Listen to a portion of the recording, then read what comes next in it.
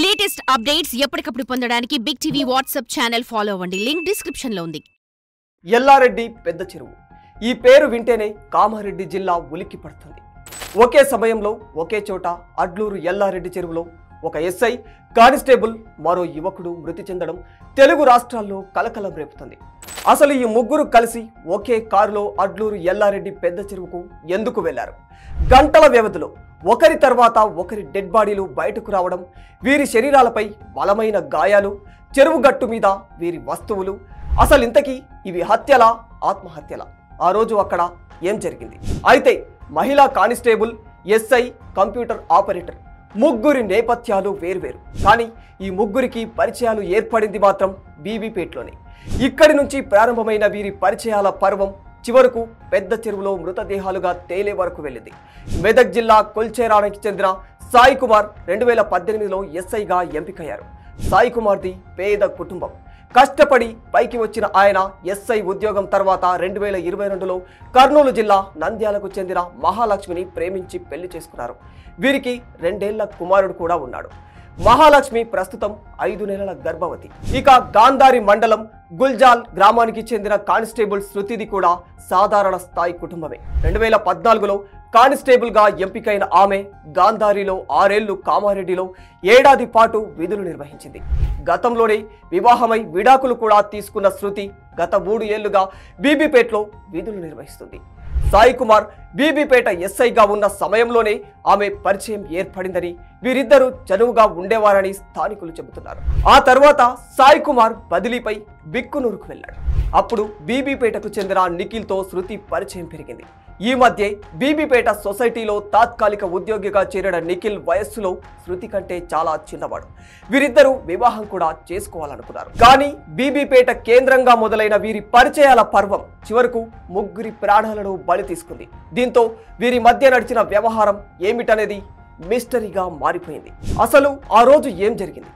Constable శృతి బుధవారం పొద్దున duty complete అయిపోయిన తర్వాత తన సొంతూరు గాంధారికి వస్తున్నట్టు ఫోన్లో తల్లి విజయ్కు చెప్పింది. కొద్దిసేపటికి ఫోన్ చేస్తే తాను సగం దూరం వచ్చానని, కానీ డ్యూటీ ఉందని మళ్ళీ స్టేషన్కు రమ్మంటున్నారని తెలిపింది. మధ్యాహ్నం తర్వాత ఫోన్ చేస్తే లిఫ్ట్ చేయలేదు. ఇక ఎస్ఐ సాయి కుమార్ బుధవారం మధ్యాహ్నం 12 గంటల ప్రాంతంలో తన సొంతూరు బుధవారం మధ్యాహ్నం 12 గంటల ప్రాంతంలో తన సొంత కారులో క్వార్టర్ నుంచి బయలుదేరారు. ఎక్కడికి వెళ్తున్నావనేది ఎవ్వరికీ చెప్పలేదు. వెళ్లేటప్పుడు ఇంటికి తాళం కూడా వేయలేదని చెబుతున్నారు. ఆయన 4 రోజుల క్రితమే భార్య లక్ష్మిని తన పుట్టింటిలో వదిలేసి వచ్చాడు. బుధవారం పొద్దున కుటుంబ సభ్యులతో ఫోన్ మాట్లాడినప్పుడు ఇంటికి వస్తానని కూడా చెప్పారు. అయితే తిరిగి రాలేదు. ఇక నిఖిల్ ఆ రోజు 11 గంటల వరకు బీబీపేటలోనే ఉన్నాడు. ఇంట్లో తిని బయటకు వెళ్లాడని తల్లి స్వరూప తెలిపింది. కాగా వీళ్ళ ముగ్గురు కారులోనే వచ్చినట్టు పోలీసులు అనుమానిస్తూ ఉన్నారు. అసలు ఈ ముగ్గురు ఎక్కడ కలుసుకున్నారు? చెరువు వద్దకు ఎందుకు వచ్చారు?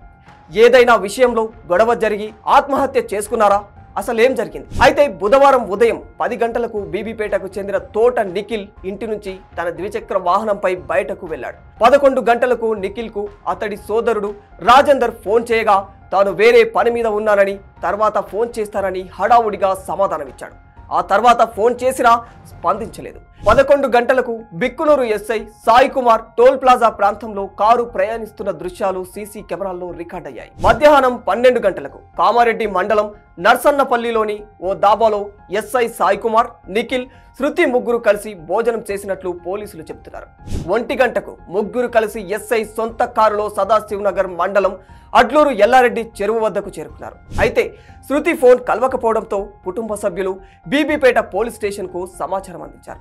ఉన్నతాధికారులకు విషయం తెలిసి సెల్ ఫోన్ టవర్ లొకేషన్ ఆధారంగా వెరిఫై చేయగా లొకేషన్ అడ్లూరు ఎల్లారెడ్డి చెరువు ఏరియాలో చూపించింది. అక్కడికి సిబ్బంది వెళ్లి చూడగా చెరువు ఒడ్డున సెల్ ఫోన్ దొరికింది. సమీపంలోనే ఎస్ఐ సాయి కుమార్ కారు ఉంది. అందులో శృతి బ్యాగ్ ఉంది. ఎస్ఐ సెల్ ఫోన్ అతని ప్యాంటు జేబులోనే ఉండగా మిగతా 2 ఫోన్లు చెరువు గట్టు మీద దొరికాయి. రాత్రి 9 గంటలకి అగ్నిమాపక సిబ్బంది, రెస్క్యూ బృందాల ఆధ్వర్యంలో అడ్లూరు ఎల్లారెడ్డి చెరువులో గాలింపు చర్యలు చేపట్టారు అధికారులు. రాత్రి 12:30 గంటలకి శృతి, నిఖిల్ల మృతదేహాలు బయటపడ్డాయి. కానీ రాత్రంతా గాలింపు చేపట్టిన ఎస్ఐ మృతదేహం మాత్రం దొరకలేదు. దీంతో స్థానిక గజ ఈతగాళ్ల ఆధ్వర్యంలో పోలీసులు గాలింపు చర్యలు ప్రారంభించారు. మరునాడు ఉదయం 9 గంటలకు ఎస్ఐ సాయి కుమార్ మృతదేహం బయటపడింది. ఒక చెరువు 3 మృతదేహాలు.